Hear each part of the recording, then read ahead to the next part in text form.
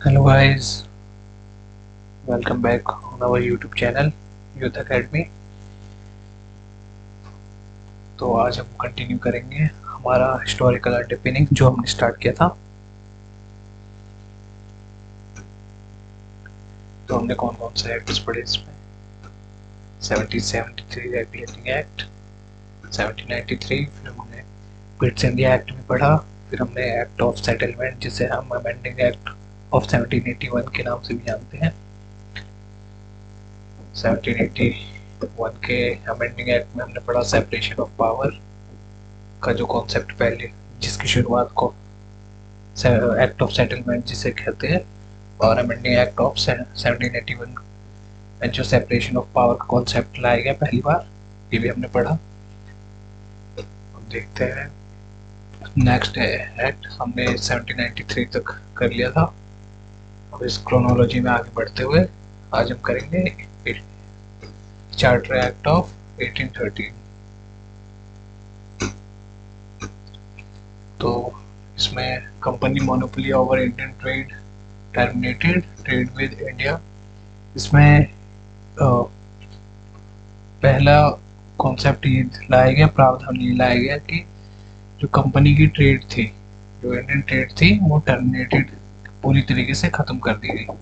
पर ये incomplete truth है, ये पूरी सच्चाई नहीं है। इसमें जो कंपनी की मोनोपोली थी इंडियन कॉन्टिनेंट में ट्रेड करने की, जैसे बताया गया पहली क्लास में कि जो भी यूरोपियन कंपनी थी वो इंडियन कॉन्टिनेंट में ट्रेड नहीं कर सकते थे, क्योंकि यहाँ पर ईस्ट इंडिया कंपनी को मोनोपोली एक्सक्लूसिव राइट्स दिए गए थे ट्रेड करने के। तो ये बताया गया इसमें ख़त्म कर दिए गए, बट ऐसा नहीं है। तो इसमें देखते हैं the company monopoly over Indian trade terminated trade with India open to all British subject. इसमें बताया गया कि जो ट्रेड इंडियन कॉन्टिनेंट में ट्रेड है वो ब्रिटिश के या फिर यूरोप के किसी भी कंपनी को उसमें लाइसेंस दे सकते हैं, भागीदारी दे सकते हैं। अब देखते हैं आगे। East India Company agreed to have monopoly only in tea trade and monopoly trade with China. इसमें सिर्फ मोनोपोली किसकी रही है? टी, जो भी चाय के व्यापार थे और जो चाइना के साथ व्यापार होता था ओपियम का, उसमें सिर्फ मोनोपोली रही है ईस्ट इंडिया कंपनी की। बाकी जो भी जिस प्रकार के भी व्यापार किए जाते थे, चाहे वो मसाले हो गए या अन्य रिसोर्सेज के लिए, तो उनमें उनकी ईस्ट इंडिया कंपनी की मोनोपोली नहीं रही। तो हम प्रावधान देखते हैं इसमें। The charter act of 1813 passed by the British parliament renewed east India. जो भी चार्टर एक्ट फिर 20 सालों के लिए क्या कर दिया गया? रिन्यू कर दिया गया। This also called at the east India company act. इसको ईस्ट इंडिया कंपनी एक्ट 1813 के नाम से भी जाना जाता है।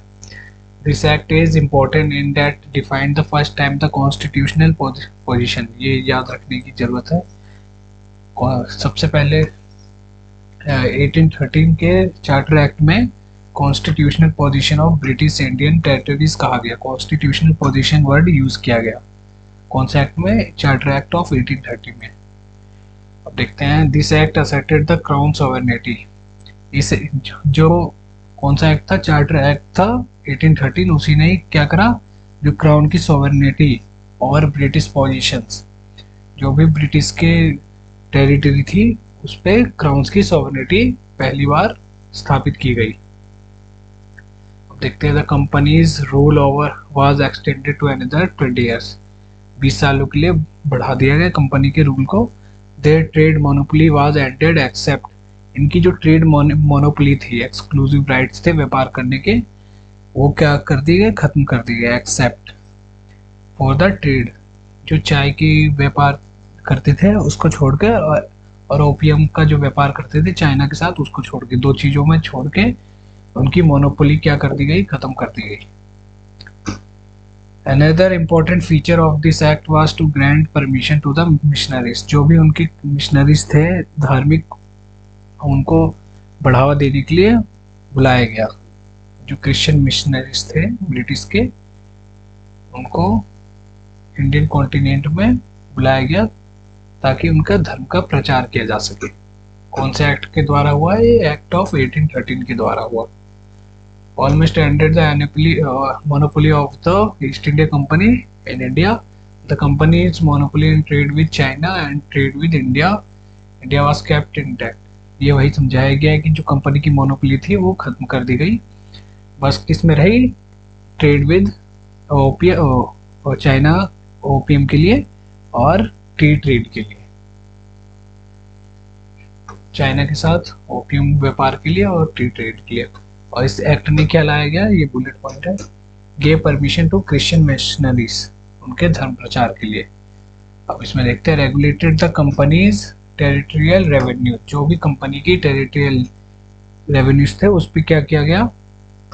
उसको रेगुलेशन के अंदर लाया गया। Commercial profit separate the accounts of company now received a fixed dividend, जो भी कंपनी थी उसको क्या फिक्स्ड, एक फिक्स्ड अमाउंट मिलता था। अब वो किसके अधीन आ गया था? कंपनी पूरी तरीके से ब्रिटिश क्राउन के अधीन। तो अब कंपनी को सिर्फ भागीदारी मिलती थी, ना कि उनको पूरा मुनाफा मिलता था। कंपनी वाज टू पे फॉर एजुकेशन, ये सब पॉइंट्स याद रखने की जरूरत है। Company was paid for education of Indian, company किसके लिए पैसे देती थी? अब जो इंडियंस की शिक्षा के लिए। किसके एक्ट में लाए गए ये सारे प्रावधान? 1813 में। तो इस पे क्वेश्चन भी बनता है ये कि कंसिडर द फॉलोइंग स्टेटमेंट। कौन ये 2019 का क्वेश्चन है सीएससी का, सिविल सर्विस एग्जाम का। अब देखते हैं, चार्टर एक्ट ऑफ 1813 पे ये आया था कि it ended the trade monopoly of east India company in India except for trade in T and trade with China. तो इज इट करेक्ट और नॉट, इसमें पूछा है। It asserted the sovereignty of the British crown over Indian territories held by the company. ये भी पूछा है, सही है नहीं जो अभी हमने पढ़ा। अब देखते हैं, the revenue of the India were now controlled by the British parliament. तो इसमें पहला ऑप्शन भी ठीक है, दूसरा भी ठीक है और तीसरा भी ठीक है। तीसरा किस लिए? The revenues of the India were now controlled by the British parliament. ये अभी हमने यही पढ़ा कि यहाँ पर कि regulated the company's territorial revenues and commercial profits separate account companies now received. और जो भी कंपनी थी वो एक फिक्स्ड अमाउंट प्राप्त करती थी, ना कि पूरा मुनाफा। और ये किसके द्वारा कंट्रोल किया जाता था? ब्रिटिश पार्लियामेंट के द्वारा। तो ये ऑप्शन ठीक है। It asserted the sovereignty of the crown, ये हमने अभी देखा कि जो ब्रिटिश पोजीशन था वो किसके अंतर्गत आ गया था? ब्रिटिश क्राउन के अंदर। ये भी हमने ऊपर पढ़ा। और इसमें दो कॉन्सेप्ट है कि ये चार्टर एक्ट ऑफ 1813 या फिर जो मोनोपोली थी ईस्ट इंडिया कंपनी की वो खत्म क्यों कर दी गई। तो ये इसके कई कारण थे और एक मुख्य कारण इसमें से continental system of Napoleon Bonaparte थे। उनके द्वारा एक कॉन्टिनेंटल सिस्टम, जो भी यूरोपियन कंट्री थी उनको हराया जा रहा था और जो भी कंट्रोल था वो नेपोलियन ने अपने हाथों में ले लिया था, जिसके कारण ईस्ट इंडिया कंपनी को व्यापार करने में समस्या उत्पन्न हो रही थी। जिसके कारण ईस्ट इंडिया कंपनी क्या कर रहे थे? टैक्स या फिर अपना रेवेन्यू नहीं जनरेट कर पा रहे थे। इसलिए ही जो भी इंग्लैंड की ब्रिटिश की कंपनी थी उनको भारी नुकसान झेलना पड़ रहा था, जिसके कारण उन्होंने मांग करी कि जो ईस्ट इंडिया कंपनी है उसको उसकी जो मोनोपोली एक्सक्लूसिव राइट्स दे रखा है ओवर इंडियन टेरिटरीज और इंडियन कॉन्टिनेंट, उसको खत्म कर दिया जाए और हमें भी उसमें भागीदारी दी जाए, ताकि बाकी कंपनी भी जो ब्रिटिश सर्च की कंपनी थी उसको मुनाफा मिल सके। तो कॉन्टिनेंटल सिस्टम ने भी एक अहम भूमिका निभाई जो कंपनी की ईस्ट इंडिया कंपनी की मोनोपोली थी उसको खत्म करने में। आई होप यहाँ तक क्लियर हो गया हो। अब आगे देखते हैं।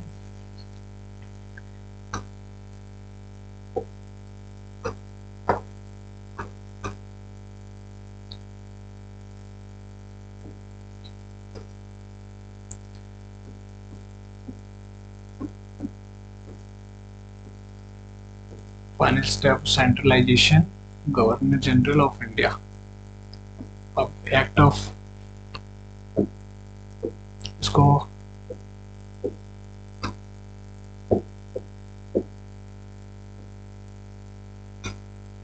इसको आधा पार्ट अब आज हम कर लेते हैं, आधा कल देखेंगे। तो first step of centralisation of in India कौन सा एक्ट में लाया गया? रेगुलेटिंग एक्ट, जैसे हमने फर्स्ट क्लास में देखा, रेगुलेटिंग एक्ट 1773 में। अब वहीं देखते हैं final step of centralisation act, अगर क्वेश्चन आ जाए तो क्या कहेंगे? चार्टर एक्ट ऑफ 1833 और रेगुलेटिंग एक्ट ऑफ 1833, ये आंसर होगा हमारा।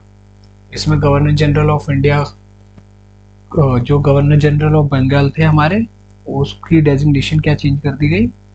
गवर्नर जनरल ऑफ इंडिया कहा जाने लगा।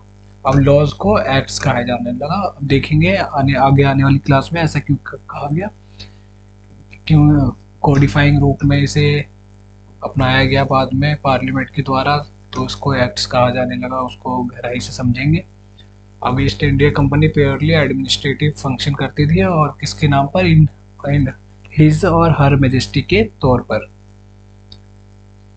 तो ये नेक्स्ट क्लास में हम देखेंगे। आई होप यहाँ तक क्लियर हो, और जो भी कॉन्सेप्ट पढ़ाए गए उसको मगअप कर लीजिए।